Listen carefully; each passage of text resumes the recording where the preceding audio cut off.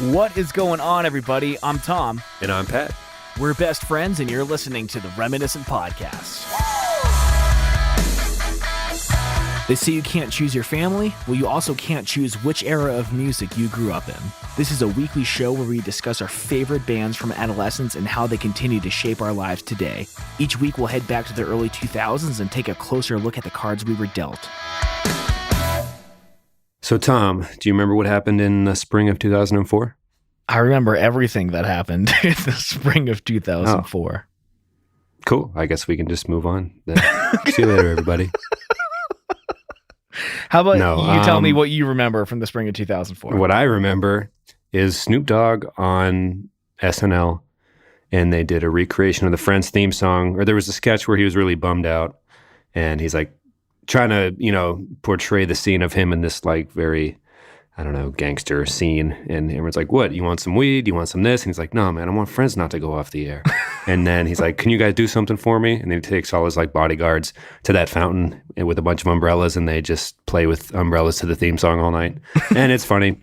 But it was also NBC paying lip service to the fact that Friends was going off the air, and it was this big to-do. And they even aired this like hour special before the finale, the penultimate episode, I guess you'd say. But it kind of recapped, those episodes of successful sitcoms where they like it's a montage of every single memorable moment. Right.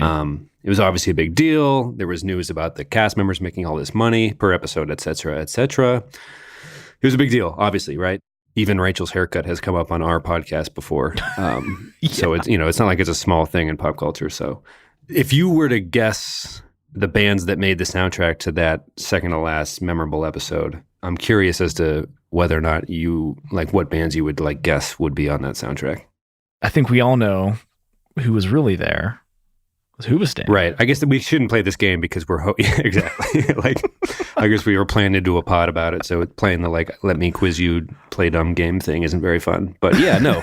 If I were to researching this episode was incredible because it was like two things that went together during a very weird time in the 2000s, which were all weird as we're learning week by week.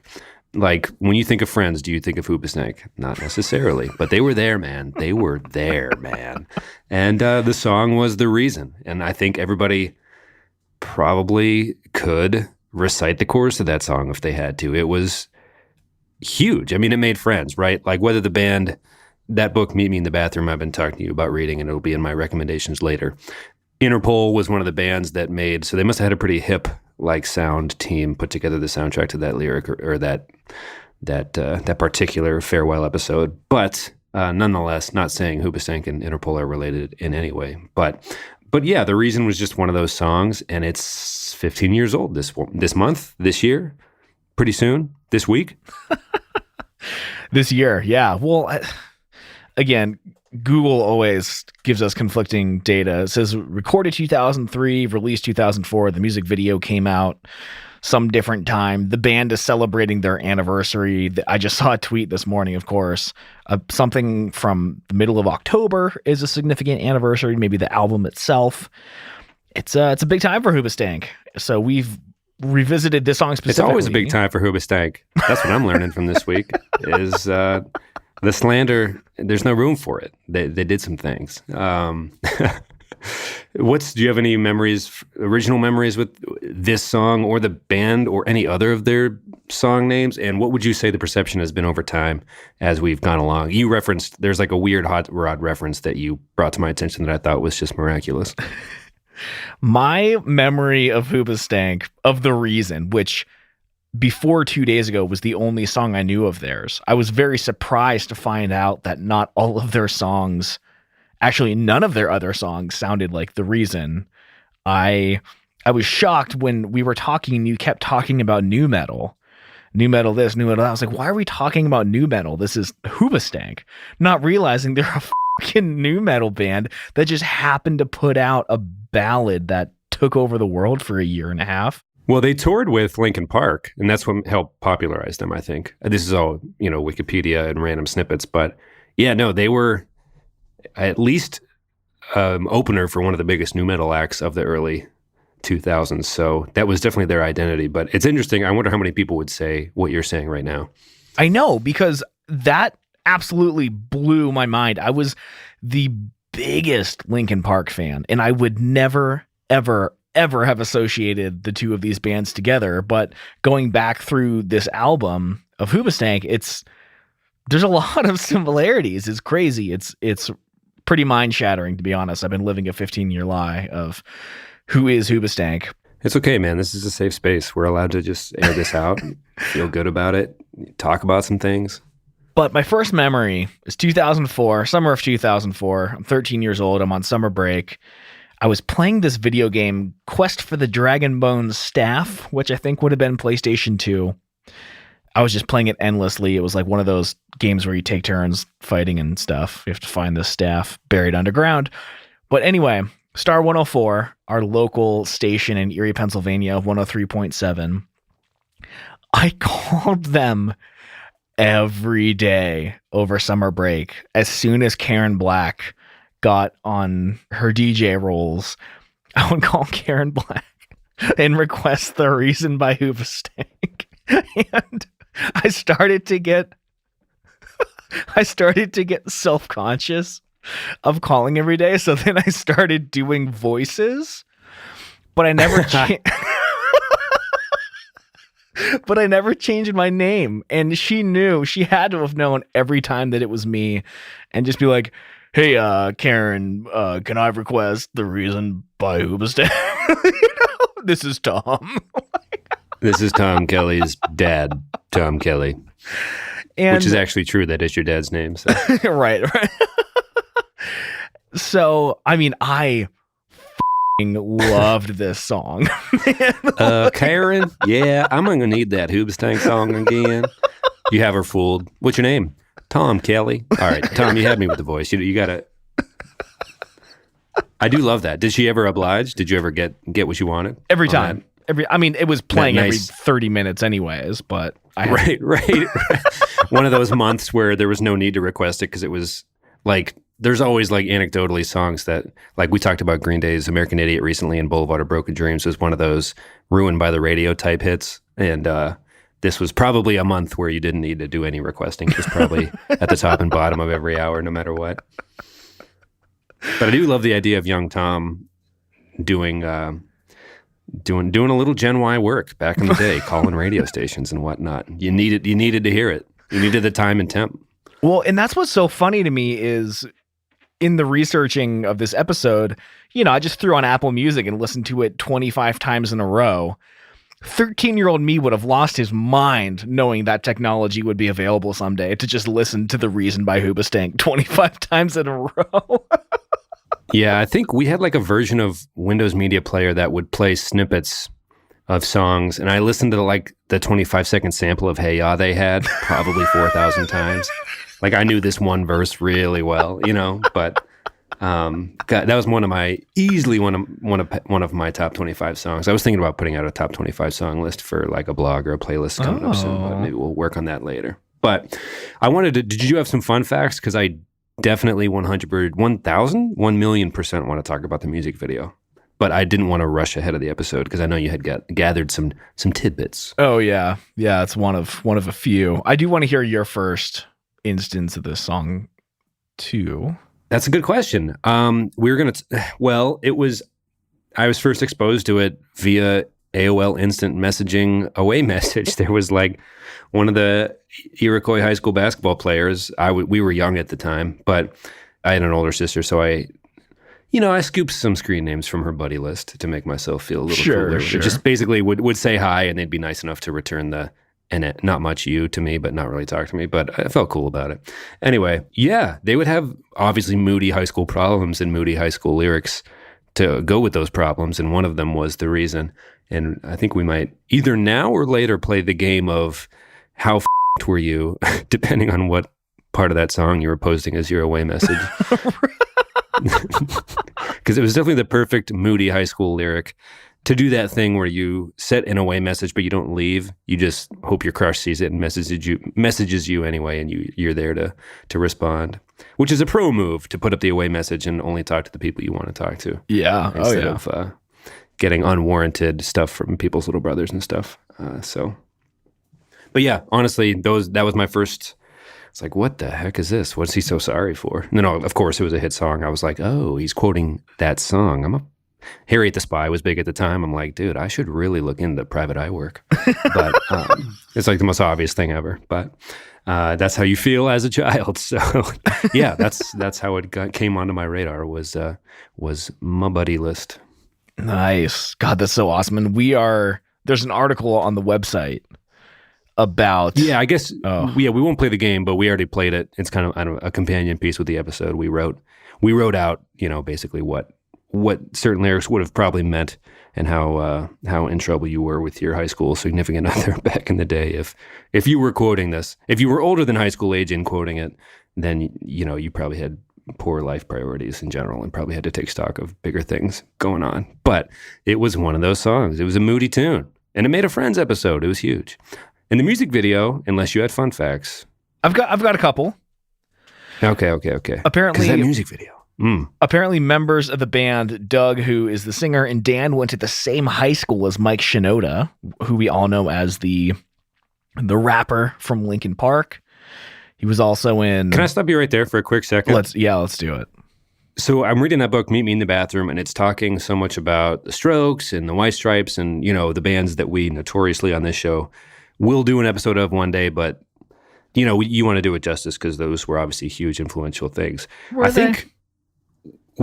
We're not doing that episode, but I think people are like not so willing to like we were talking about Linkin Park, like admit how big nu metal was. Like it was embarrassingly, like people could probably name a POD song before they could name a Hoobastank song just because it's in their brain somehow.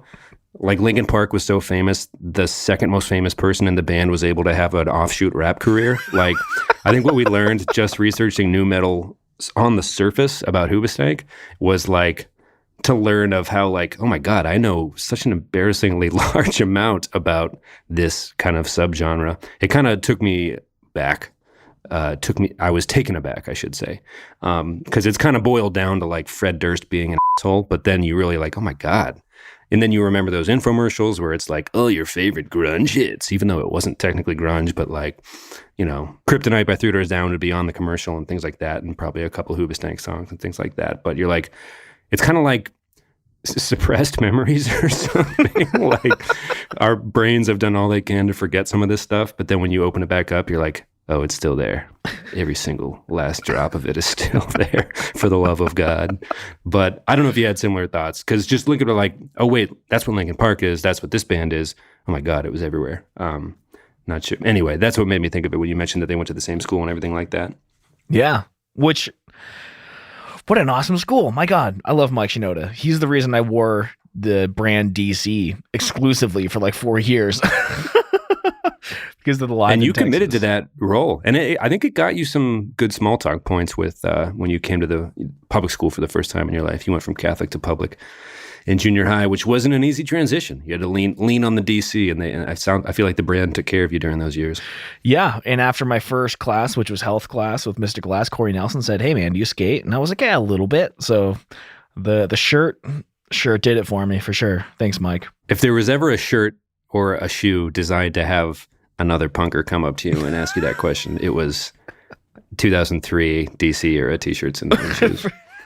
And it worked. It worked. And you had a great year. It was good. It warms my heart just to recall. Best year of my life. Recall how that went down. Yeah. Thanks, Mike Shinoda. All downhill. For that, at least. Yeah. Not so much for the Fort Minor stuff, but no, just kidding. But 1,000% concentrated power of will or whatever. That's what it's going to take to finish this pod with going off on any more nu metal offshoots. It's going to be 50% pain for sure, but we're going to drive through it. Apparently, Doug was also friends with Brandon Boyd from Incubus, so he's just got a little star-studded friend circle there.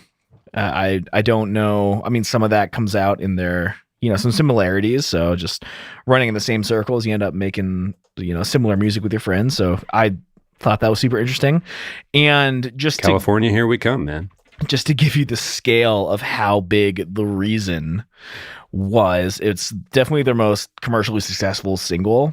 It peaked at number 2 on the US Billboard Hot 100. Could you guess in the year 2004 what song they would have taken second place to? Any ideas?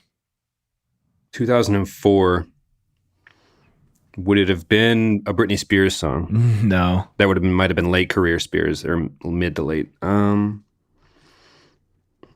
don't have a good guess. Give me 3 options, or just tell me. Actually, I don't. Usher's fill in the blank. What song by Usher? Confession? No. The other one. No.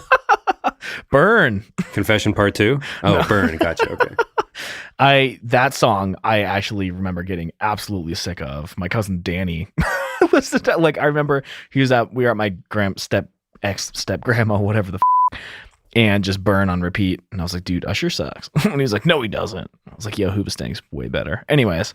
I like that he's been getting more FaceTime in the memeverse on Twitter lately, where that thing where he takes the phone call and it's like, no. And people have been using that on Twitter to like create their memes and whatnot. I still think we should do an episode about the song Yeah he did with Ludacris and Lil Jon, but another day. That's a fight for another day. Okay.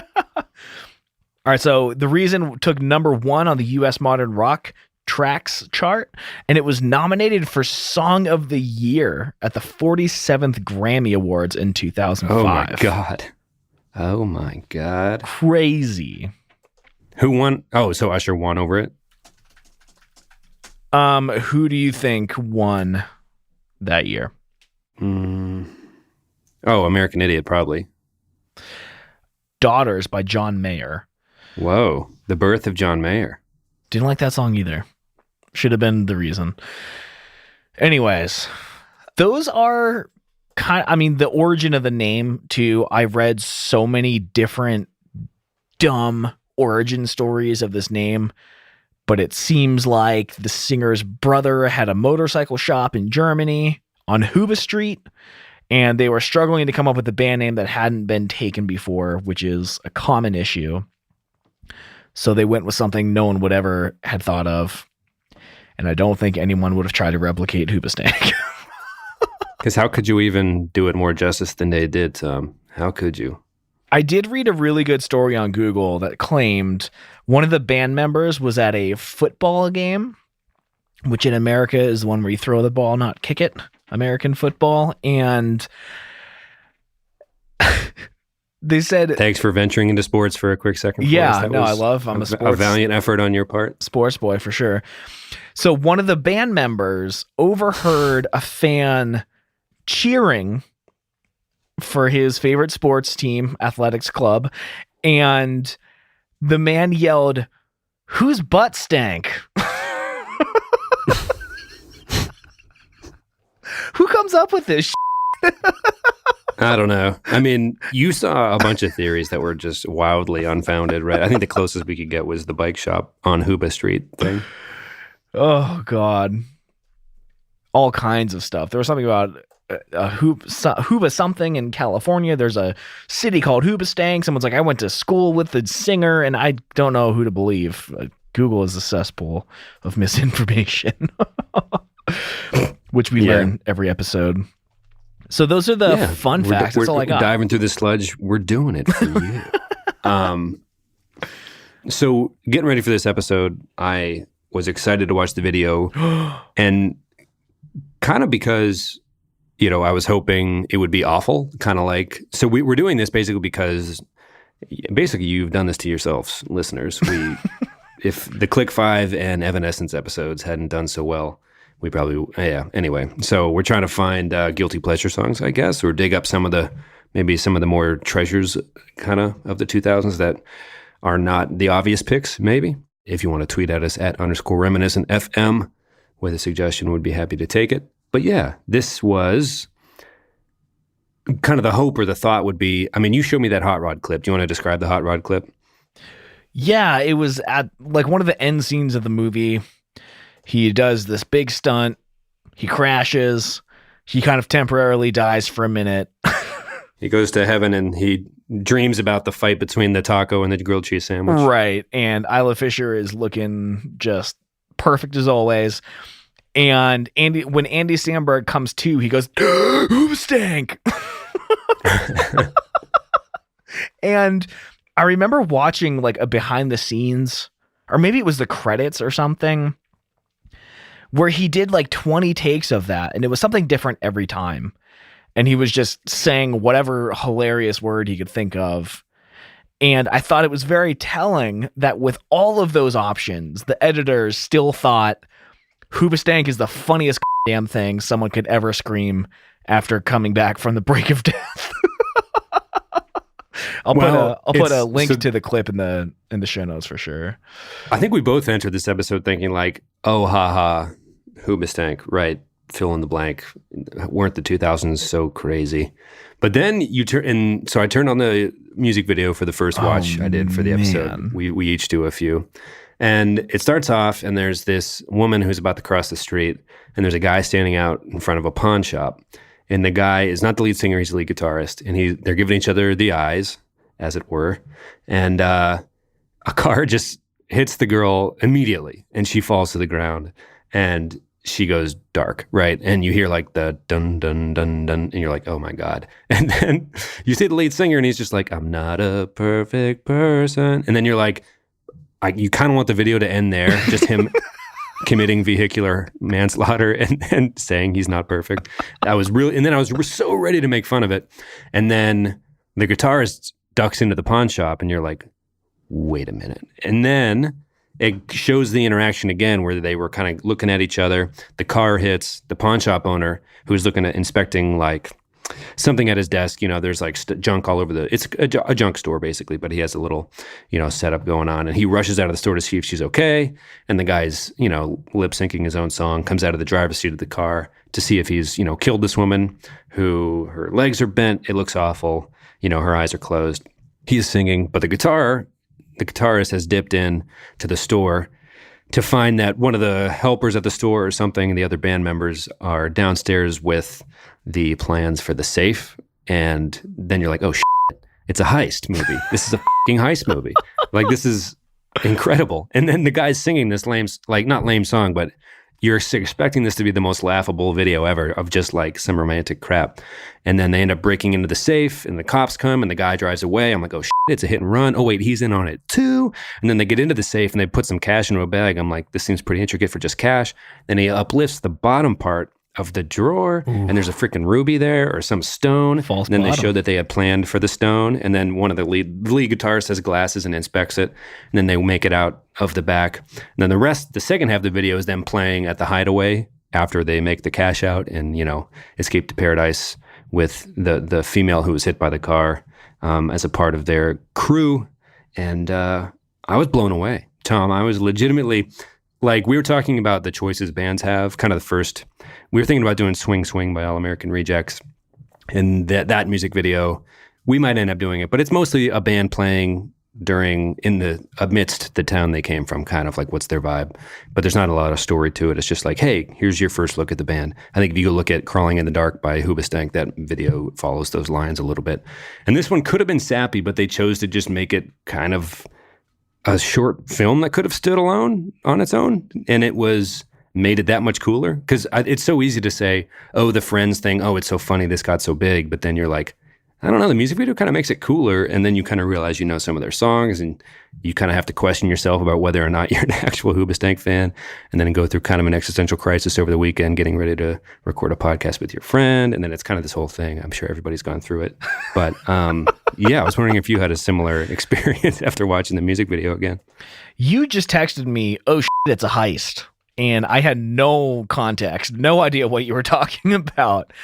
And I watched the music video a bit afterwards, and I realized like what you were referring to. And yeah, it would have been so easy to do one of two things. Make this music video this like gut-wrenching story of losing the girl and, walking through the rain on your way home, singing to your empty apartment, whatever. There's like a version of this in my head where it was on the Walk to Remember soundtrack or something. But I half expected to see Mandy Moore and the actor who was less famous in that movie. Like, for some reason, my brain was trying to put that together. Maybe that's why I was so blindsided by the heist thing. I don't know, but it took me, I was blown away. I mean, that's absolutely what I was expecting. And I don't know if I've ever been so entertained by a story in a music video before. Like, this might actually be one of the best music videos ever created. Yeah, I'm glad you said that, because I don't think we're trying to defend nu metal as a genre or say Fred Durst was kind of an okay guy or anything. That's exactly not what we're saying right now. But I think the reason music video is, it's like objectively great, right? I mean, obviously it's a smash hit song. Hit songs come and go. I think if you look at Hoobastank's top hits, they would have survived in any decade, 80s, whatever the instruments. I think they were just good songwriters, whatever. You can respect the genre or not. I think they would probably stand alone as acoustic versions of all those tunes, whatever. But that's maybe a different discussion for later in the pod. But this was, objectively a hit. It made it to Friends, even on a network level, on like a soccer mom suburb level. You know what the song is. It's very sweet, blah, blah, blah. But just from a music video standpoint, it's fucking good. It's like a good watch. It's a solid watch. And apparently one of their other songs, I'll again link in the show notes, but there's like a sequel from one of their other videos to it. Really? It was directed by Brett Simon, just to give him a quick shout out. Because again, I mean, and even knowing they were going to go down the heist route, it could have been so easy to make that corny as hell. Like, the only comparison I have would be Ocean Avenue by Yellow Card. Running with the briefcase. There's a very good story. It keeps repeating. You don't really know what's going on. But like, then he just kind of gets in the car and drives away. Yeah, that was a fun one to discuss, and we kind of likened it to maybe Fight Club-esque, or I don't know, maybe, just a thriller movie or something. And it was good, but I don't know. Maybe heist movies are just amazing, and this was a really good condensed one. I mean, I don't know. Nothing like getting the ruby out of it. I don't know. There's 3 Ocean's 11 movies, right? This could have been a 4th one super easily. I think there even is. I don't know. There's countless, right? The guys and gals that like to live outside the law and duping mom and pop pawn shop owners and really sticking it to the man. It's a great underdog story. Well, speaking of the mom and pop vibe of the place, I do want to discuss. It looks like kind of a shitty pawn shop. So why is this like famous ruby of that size in a mom and pop shop? Like, what's the backstory of this pawn shop? And how to, like, I think that's fascinating. So here's the thing. The drummer or the bassist works there, right? I mean, he's in the basement with like laminated. This is like, he's kind of like places the music video technologically back when classrooms would still probably have projectors, right? Because they're using an actual like clear page on a projector to show where in the set of drawers in the safe the ruby would be. Yeah. I don't know. I mean, sometimes maybe people, I mean, when someone dies, you got to pay money that you didn't expect, kind of a lot, to have a funeral. And, you don't want to deal with sorting through their stuff. I'm sure more often than not, pawn shops come off with, I mean, unless you have the energy for an estate sale or there's an estate worth having a sale for, I mean, it's really, I mean, there's shows like American Pickers, seasons and seasons and seasons of people just sorting through garages full of everything and anything and everything, right? And it's almost impossible to know what the value is unless it's your profession, right? So maybe there was just I don't know, man. Pawn shops are not known for their like Better Business Bureau ratings, right? Like, I don't know. Like, if someone needs something, I don't know. Pawn shops are never portrayed as like, yeah, well, let's look in the jewelry section. It's like, are you a cop? You know what I mean? Like, I don't know. It's not tough for me to believe that they have that. I am a little hurt that our protagonists are targeting what seems to be a nice old man who's concerned enough to run out of his shop to attend to the young lady that's been hit by a vehicle. It would have been nice to see him take on a rich casino owner or something a la Ocean's 11. I know they only have 4 minutes or so, but I feel a little bad for the store owner. That is kind of my one big takeaway of the song. The reason is that the store owner, I feel kind of sad for him. Okay, well, we have several hints here at the band's Christian background. So I think Yes. that this store owner wronged someone, and this is revenge. It's not a blind attack. I think this man, the store owner, deserved losing his precious ruby, because I don't think Doug would have targeted. But he checks on the girl, though. Man. Maybe that's part of the front he puts on for the community. Maybe the store owner was in on it and he's collecting the insurance from it. You know what? That's a fucking really good suggestion. I like that. And I'm going to go with it wholeheartedly. I like that. Yeah, I'm just going to live with that. You mentioned the Christian undertones thing. It's kind of an underlying thing that kind of meets your eye if you do 3 or 4 Googles about Hoobastank. I don't know if anybody listening has done 3 or 4 Googles about Hoobastank in the past week or ever. But it's kind of just to let you know, if you learn one thing today, know that if you Google Hoobastank 3 or 4 times in a week, then you're going to at least be confronted with the fact that whether or not they intended to or not, the Christian community has kind of adopted and made homemade music videos for some of their songs. Because if you look at Out of Control and Running in the Dark or Crawling in the Dark, and the reason the lyrics to pop songs are generally pretty vague, right? Bo Burnham and a bunch of comedians make fun of this all the time. Yeah. But they are vague enough to, and the subject matter is close enough to almost like a right down the middle Christian rock band straight up. But I don't think they've ever claimed that as far as we could tell. But you did more research about this part than me, but it's definitely something worth mentioning. Yeah. I mean, from what I've read, the members are Christian, but they don't associate themselves with Christian music. I think a lot of love songs can be interpreted either way, depending on how the listener wants to read into it. And one thing I know as a former Christian, they love to read into everything and try to find God anywhere.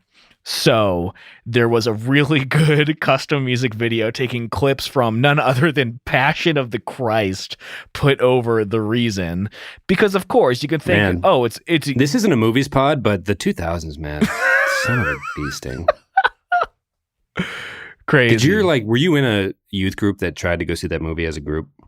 I remember, and I do have a story about my first girlfriend here, Stephanie, because she was crazy Christian. I was at her house the night that my mom, stepdad, sister, and stepbrother went to see Passion of the Christ. And when they picked me up, it was real weird in that car. I'll tell you that, man. Yeah. The vibe was different. Yeah, man. There's nothing wrong with, there's nothing wrong with whatever. But our CCD class, we were definitely on the younger side. Yes. They like our church wanted people to go see it. And I think we were like, I've never seen the movie, but I've seen like countless reactions to it. And everyone's like, oh man, oh God, so, yeah, kind of, but this music video took you by surprise today. We were looking at it like, wait, are they a Christian band? We wanted to check before we did the show. And actually the lyrics to Out of Control, I had read in, looking around for the show, that were kind of his faith journey, if you will, even though it's a harder rocking song that somebody claimed that was his inspiration for that tune. Yeah. Somebody went ahead and just did a little fake Passion of the Christ music video to The Reason, which sounds like a hell of an experience. Like if you're having an interesting day on YouTube, what's that game where on Wikipedia people used to play in study hall where it's like 5 clicks to Jesus and you had 5 subject points to click through Wikipedia articles? Because you know how they link back to each other really well? Yeah. You had 5 clicks to get to the Jesus Wikipedia page. What? I wonder if you were on YouTube and you had 5 clicks to get to the Hoobastank mashup with Passion of the Christ music video. I wonder how many clicks that would take. Oh my God. Mike Murphy taught me that game and I was kind of blown away. I was like, man, that was a really creative way to make study hall kind of fun. That's awesome. Yeah. And he was good at that game, by the way. Because like if you go into, well, it's not worth it. It's a pretty self-explanatory game.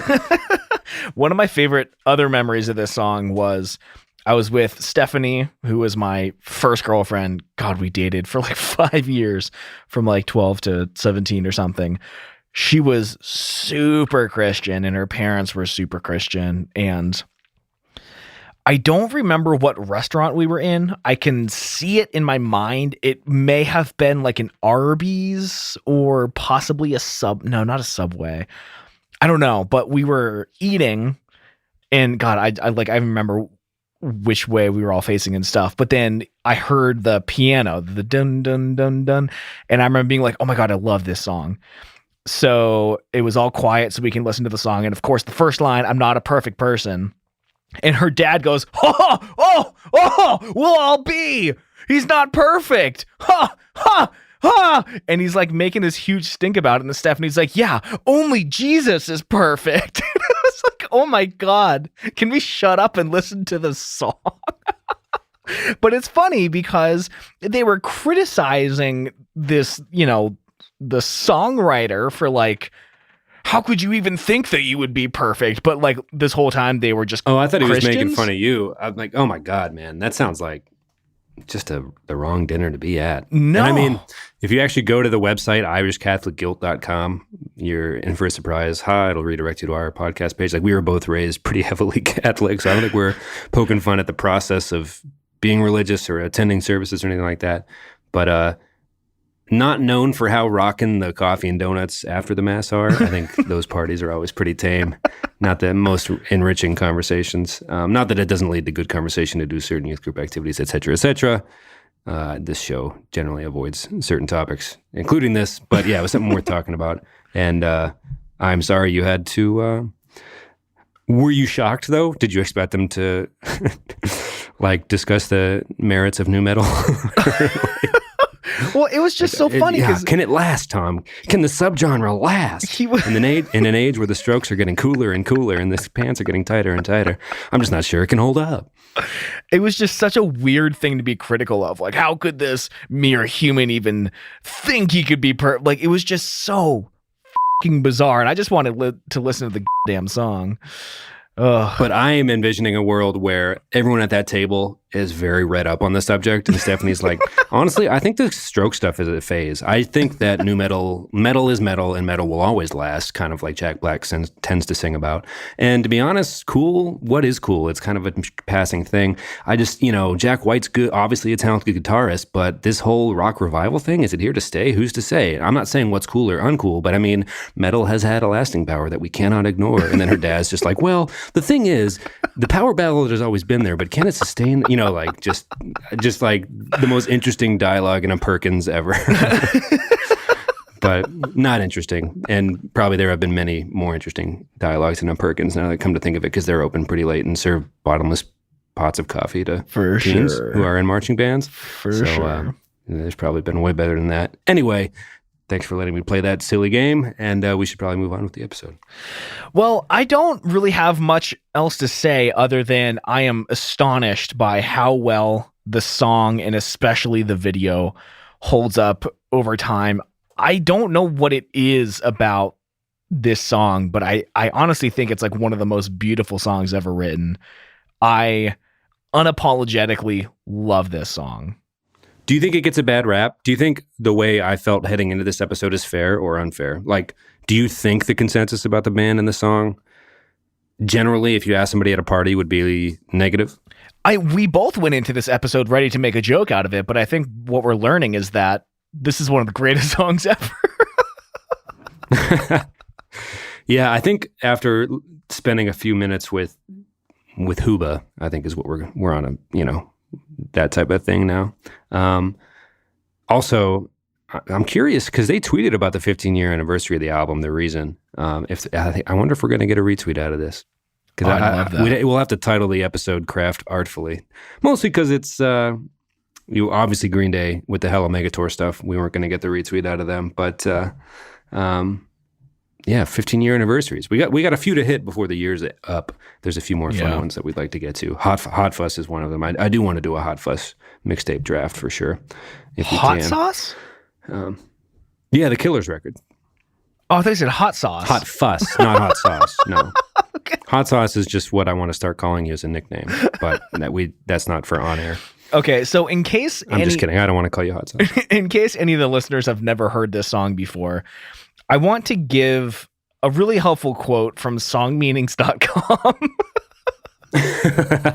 This might be my favorite sparsely sprinkled in segment because song meaning lyric. Oh, God. Okay. I'm going to shut up and listen. I'm going to hang up and listen. First time caller, long time listener.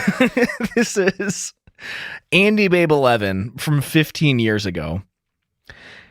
Yes. Quote. He's trying to say that he was a bad person for hurting his love that he cared about a lot. He quoted, "I never meant to do those things to you. I'm sorry that I hurt you." And he's sorry that she had to be the one he did it to. And now he's totally mad at himself. And he never wants to hurt anyone again or go back to the mean person he was. So now he is changing himself all because he never wants to hurt one he loves. And he's sorry that he had to learn his lesson and hurt a beautiful person to him. If that makes sense, I don't know. It's kind of hard to explain. All one sentence.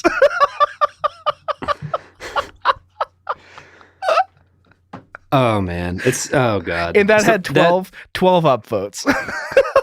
Oh, good.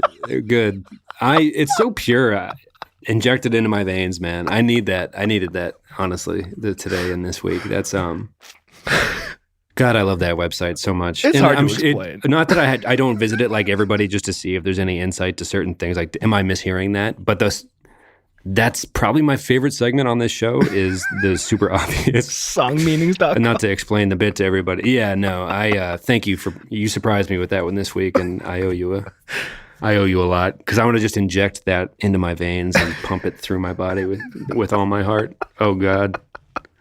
All right, so he's not a perfect person, Tom. I think that much we can agree on. Well, who other than our Lord and Savior Jesus Christ is? Who among us? Who among us?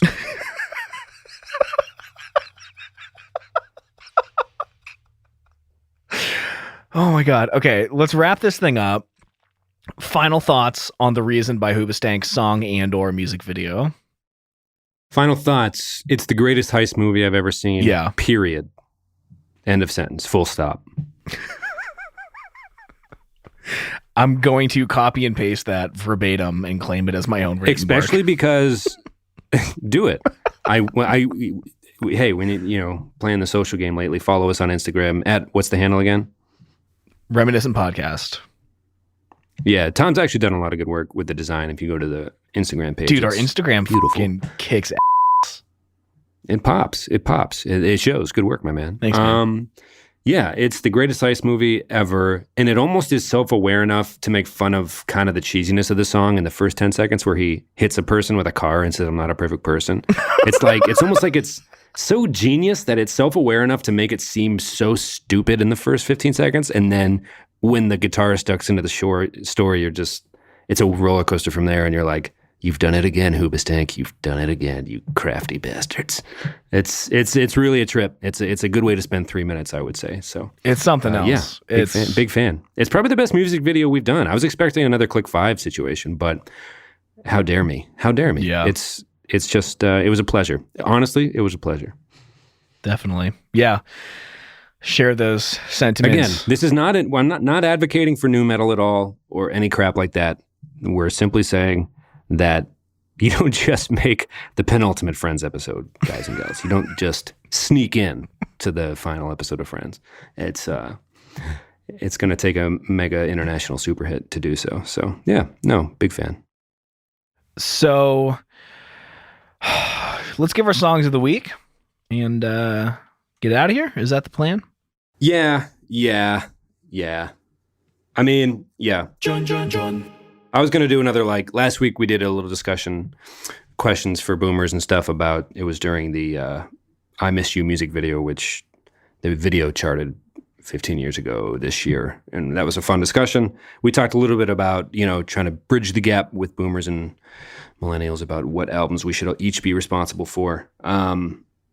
Things like that. This week I'll just tell you my book recommendation instead of going into it because we've mentioned on the new metal versus Strokes, Killers, blah, blah, blah stuff that we talk about once every few pods about going into. But if you want to keep up at home, I ordered a few books from the library, including Retromania by Simon Reynolds, Fargo Rock City by Chuck Klosterman, and Meet Me in the Bathroom by Lizzie Goodman. Meet Me in the Bathroom is the one that focuses on the White Stripes and the Strokes and, early 2000s, some of the bands that quote unquote bring cool back and bring Converse back and tight pants and kind of the look that was anti-Linkin Park, anti-new metal, anti, Coldplay, the end of the '90s, new decade stuff.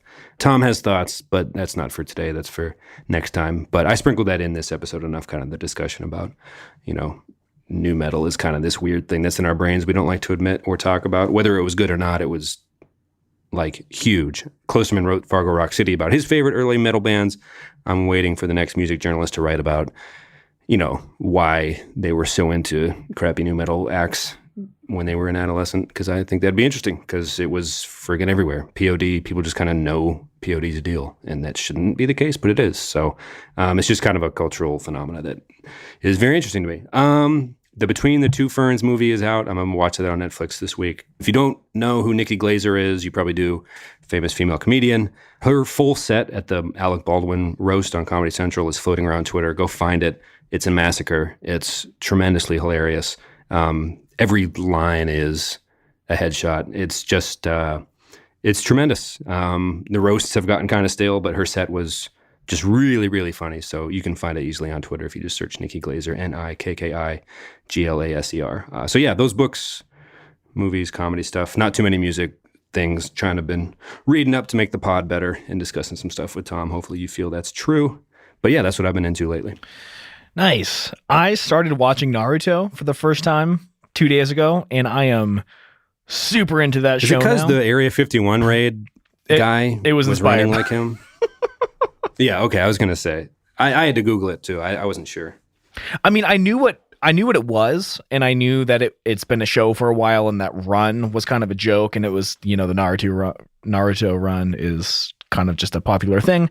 Never watched the show, but it is... I'm only on like the 4th episode, and it is amazing. Like really, really good. Well, there was an NFL touchdown recently where a guy did the Naruto Run into the end zone. That's amazing. And it's kind of like the new generation of like these kids are 23, 24 now. These professional athletes, these guys, I should say, guys and gals. Cleveland Browns last year did like the Dragon Ball Z, like put your hands together side to side dance. I don't know if that's the Super Saiyan thing or not. I'm not familiar enough with the show, but there's kind of like an anime youth.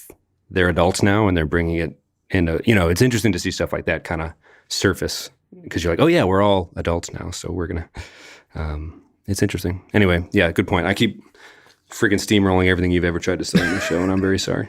The song of the week is Tokyo Drift by Mallrat. I was listening to, oh God, who was I listening to? I don't know. It might have been lo-fi stuff, but then Mallrat came on YouTube. The algorithm changed as I was cleaning my room, and I just really, really enjoy this song. I'm starting to write a weekly recommendation on the website.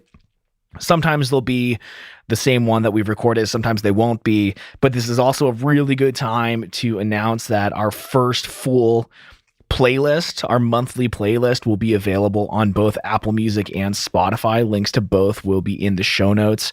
reminiscentpodcast.com/episode/138. Queen Amanda, as you all know, requested more of these. So we are going to be building playlists based on the songs of the week that we give through the episode, plus a few others. We're going to try to make them about an hour long in length, just to have something to listen to, and I'm really excited about that. So Tokyo Drift by Mallrat is going to be my last entry on that playlist, which again will be available by the time this episode goes out, because it's the last one of the month, and super stoked about that. Yeah.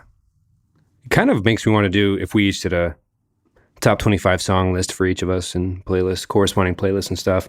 We've been trying to toy with corresponding content every week. Do you want to talk a little bit about what's going on at the website and social media and things like that, where people can find us, what else is going on outside of the actual podcast themselves? Yeah. At _reminiscent FM. We can end on that. I just, it's worth mentioning. Okay. Yeah. At _reminiscent FM on Twitter is where we are most active, I guess, at this point. But, and we'll be, everything we do will be tweeted there. So come hang out there. I see we're getting downloads from like a dozen or so countries pretty routinely for every episode, and we'd love to chat. There's like quite a few people listening to the show now, and we don't know any of you, so hit us up at _reminiscent FM. And what are we talking about next week? Give them a little hint of what's to come.